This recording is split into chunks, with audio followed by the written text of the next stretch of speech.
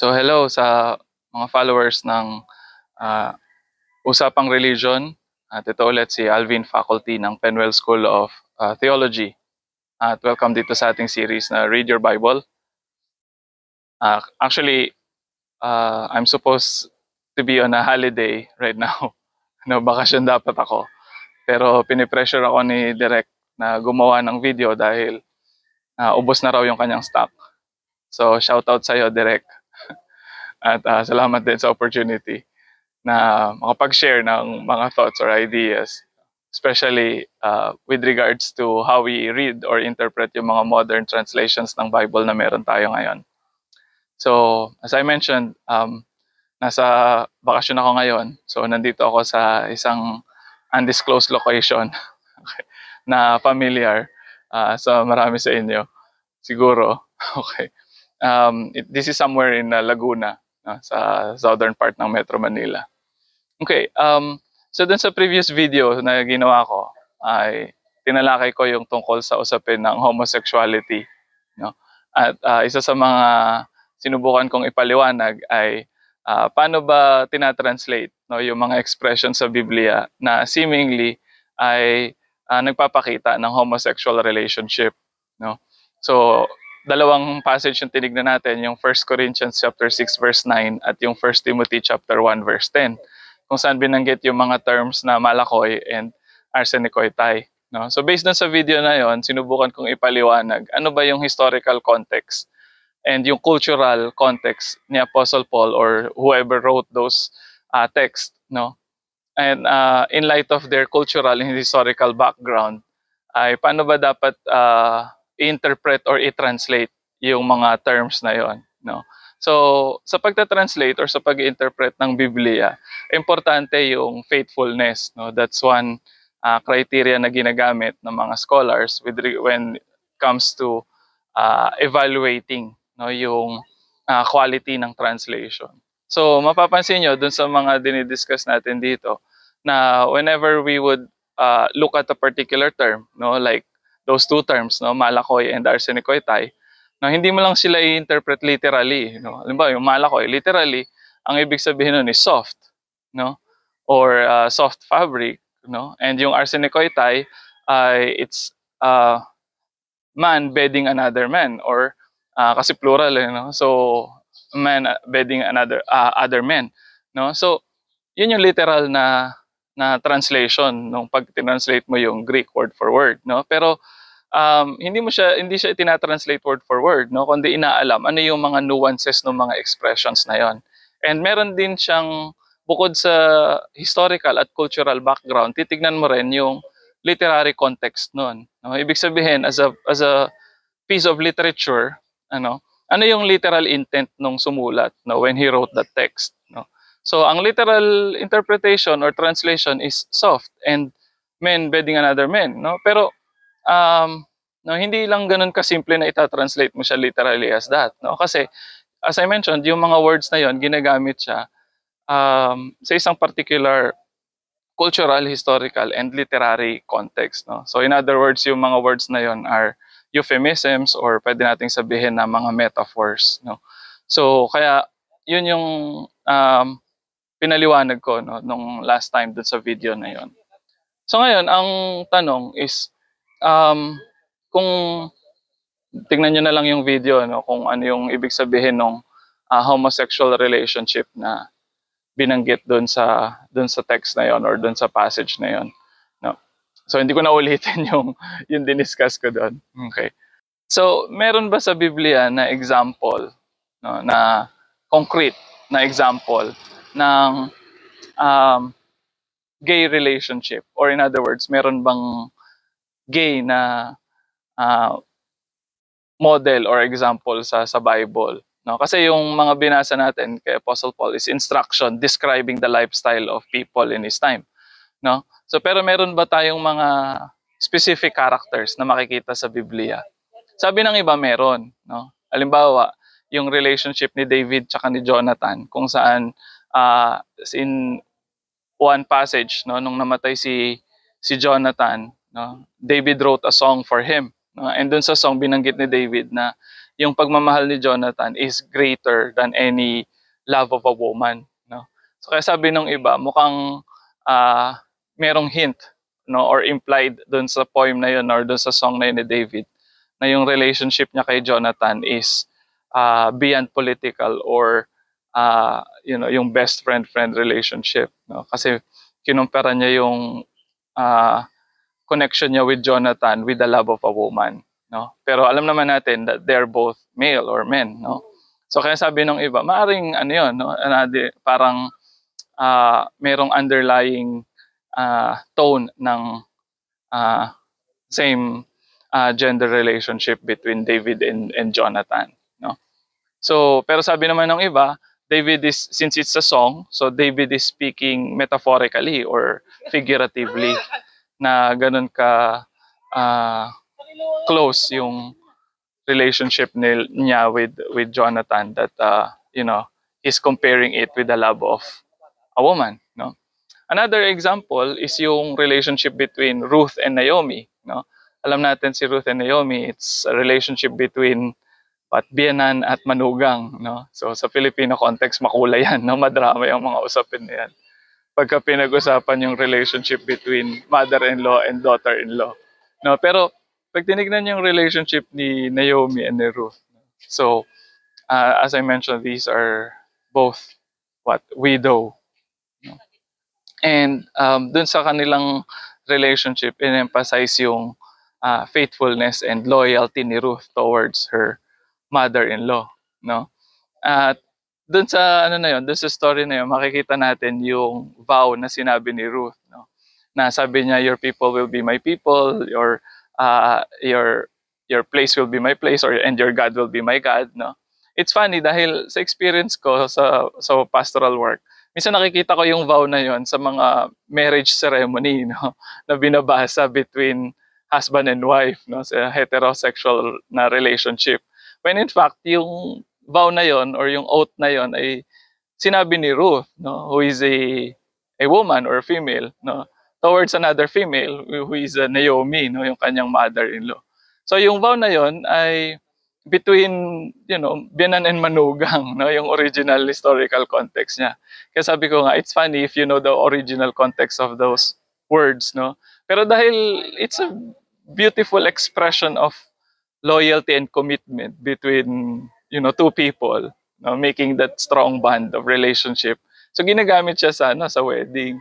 So kahit yung story ni Ruth, no? I mean yung book ni Ruth, maraming mga mga sexual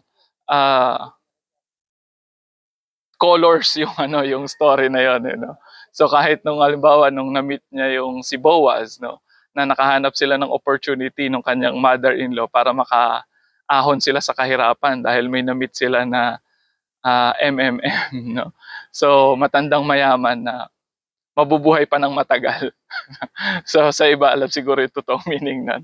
Pero anyway, so kaya pag binasa mo yung book ni Ruth, ang daming doon 'di ba? How Ruth presented herself, no? Secretly doon kay Boaz, no, nung time na lasing si Boaz and pumunta siya doon sa lugar kung saan nakahiga si Boaz tapos tinaas niya daw yung skirt ni Boaz. So ang daming doon, no, mga sexual connotations and mga overtones ba tawag diyan sa literature, no?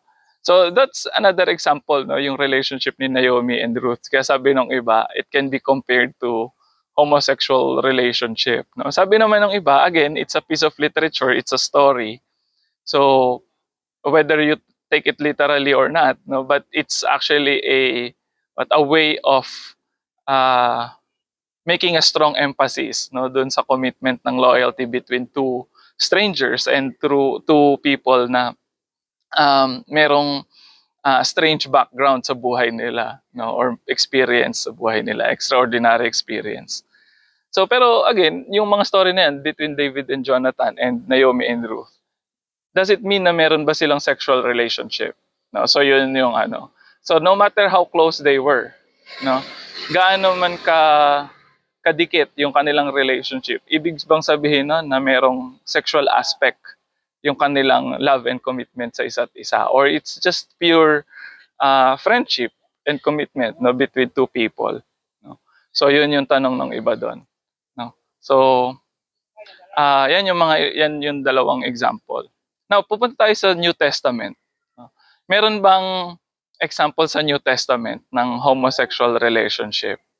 I think the closest story would be yung story between a centurion at yung kanyang slave sa mga modern translations ng Bible natin. No? Yung slave doon, ang doon sa story, yung slave nagkasakit, no? At yung centurion humingi ng tulong kay Jesus with the help of the Jewish elders or yung mga leaders ng community para back upan siya, no, doon sa kanyang request na pagalingin ni Jesus yung kanyang slave. Ngayon, ang nangyari, so nag-agree si Jesus, pumayag siya na pagalingin. No? Pero bago siya makarating doon sa bahay ng centurion, ay gumaling na yung slave niya. At ang sabi ni Jesus doon sa story, makikita niyo yung story sa Matthew chapter 8, tsaka sa Luke chapter 7, and John chapter 4. Towards the, may dumaan ng motor direct. No, dito sa, okay, so welcome to the Philippines. Okay, so maraming tao, maraming sasakyan. Anyway, so doon sa story, doon sa makikita niyo yung story sa Matthew 8, Luke chapter 7, and John chapter 4 towards the end ng John chapter 4. Ngayon, doon sa story nga, bago pa makarating, I mean, hindi na kailangang pumunta ni Jesus doon sa bahay ng centurion at makita ng personal yung slave, no? But he was able to cure or heal or for some revive, that slave, distantly, malayo siya, hindi niya kailangang puntahan. So parang sinasabi ng iba, ganun yung power ni Jesus, na hindi niya kailangang yung physical presence niya ay nandoon para pagalingin niya yung isang may sakit, no, kagaya ng slave ng centurion.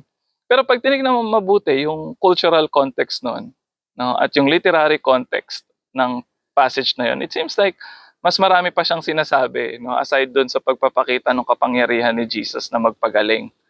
No, unang-una, binanggit doon sa mga story ng Gospels. Tricycle naman yung dadaan. No? So, okay. So, direct pakikat ulit din yung part na yon. Okay, so, pag titignan natin yung story, hindi lang yung power ni Jesus na magpagaling yung makikita natin. No, unang-una, yung mga characters na makikita natin doon, centurion at yung kanyang slave at yung Jewish elders, no. Sa mga story importante 'yon, no, yung pag-analyze sa mga characters, 'di ba? So mukhang may comparison between the Jewish people, represented by Jewish elders, at yung centurion who is a Gentile, and hindi lang siya basta Gentile dahil sa rendering ni John, it's a royal official. So ibig sabihin, it's someone who belongs dun sa power ng oppressor, no? Because at that time, the Jewish people, they see themselves as being oppressed by the Roman Empire, no? So ngayon, yung centurion is considered to be an enemy dahil siya, royal official siya, at the same time, kumbaga tool siya ng empire to oppress, no? Dahil commander siya ng army, di ba? So ganun siya ka-powerful dun sa side ng kalaban. Pero in spite of that, itong centurion na ito ay meron siyang kapit sa mga Jewish elders, no? Sabi nga sa kwento ni Luke, considered siya as what? Okay, pakikat yung maingay na yun. So considered siya as friend ng mga Jews, no? Dahil sabi doon, nagpatayo siya ng synagogue, no? Ibig sabihin, ano bang tawag dyan? Patron siya, no? Ibig sabihin, he supports yung mga building projects, no? So, merong physical way of expressing yung kanyang desire na maging friendly towards the Jews, no? And yung mga Jews din, ganun din yung tingin sa kanya dahil pinagpatayo sila ng building. So, friend tayo, no? Parang ganun. So, yun yung yun yung makikita natin sa story. No? Pero para kay Jesus, hindi lang yun yung yung mahalaga dun sa story na dahil nagpatayo siya ng building or nagbigay siya ng donation sa grupo, no, ibig ba sabihin ay close na kayo or considered na kayo as friendship, no? So that's one, no. So ngayon dito sa story na to, ang isang curious para sa maraming interpreter ay yung relationship niya dun sa kanyang slave. No? And even yung mga gospel writers, when they wrote that story, iba-iba yung term na ginamit nila eh. No? Si Matthew, ginamit niya yung term na pies. No? Ah, si Luke naman, ginamit niya yung term na doulos. No? Si John naman, ginamit niya yung term na huios. No?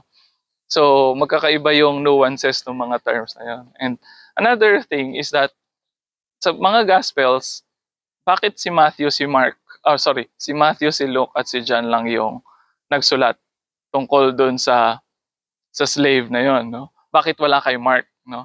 And nag-agree ang maraming scholars na si Mark yung pinakaunang Gospels. So kung ginamit ni Matthew and ni Luke and ni John yung story ni Mark as their reference, bakit kay Mark wala yon, no? Pero meron kila Matthew, tsaka kay Luke, tsaka kay John yung story na yon. And the way they narrated the story is also different from one another. No, so meron din silang varying terms na ginamit, no? Kagaya si Matthew, ang ginamit niya pies, which can be translated as boy or youth or child, no? Si Luke naman, ang ginamit niya doulos, no? Pero hindi lang basta doulos, ginamitan niya doon ng adjective na entimos, no? Or very dear slave, no? Or very close slave, or very highly valued, no? Ibig sabihin favored, no? Maganda yung notes ng ano diyan eh, no, ng NET. Hindi naman maganda, pero I suggest na tignan niyo yung note ng NET diyan. So sabi sa NET, yung term na yon ng pies implies a very, close relationship, like a son, no? And favored yung yung tao na yon na ginagamit yung term na yon na pies, no? Kaya kay Luke ay ginamit yung term na doulos and timos, no? So from pies, boy or child or son, to slave or servant na very dear dun sa kanyang master. Tapos si John naman ang ginamit niya huios, son, no? So sabi ng iba, mukhang merong something dun sa relationship ng centurion tsaka nung kanyang servant or nung kanyang slave na sobrang mahalaga para sa kanya, no? Kaya sabi ng iba, hindi lang slave yon, kundi it's a very personal companion, no? And dahil ginamit nga yung term na pies, no, nasa Roman context ay it's another euphemism for a younger male partner, no, especially ng mga officials or officers sa army, no. So that's one interpretation, no, pero hindi inelaborate sa atin yon. Ngayon, paano nagkaroon ng ganong hint yung ibang mga scholars?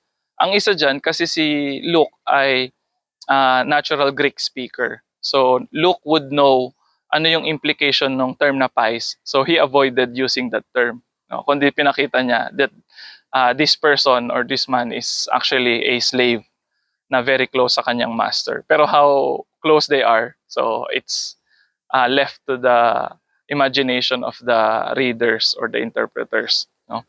So another thing is, sabi ng iba, yung closeness nila can be compared doon sa relationship ng father and son. Kaya si John, when he wrote that story, ang ginamit niya na term is huios, no? Huios yung kanyang term na ginamit. So sabi niya son. So maaring yung intimate relationship between that master and slave can be compared to a father and a son, no? Pero yung mga words na yon ay si Jesus yung nagsalita. Ngayon, here's the question, no? Si Jesus ay hindi siya natural na Greek speaker dahil Jew siya, no? So he lived in Palestine. So most probably ang kanyang natural or mother language ay Aramaic, no? So he's not a Greek speaker, no? So ang mga Greek speaker ay yung mga sumulat ng story in Greek, no? So ibig sabihin, those words of Jesus, no, ay maaaring dun sa version ng sumulat ng kwento, no? Dahil as I mentioned, ang natural language ni Jesus would be Aramaic, not Greek, no?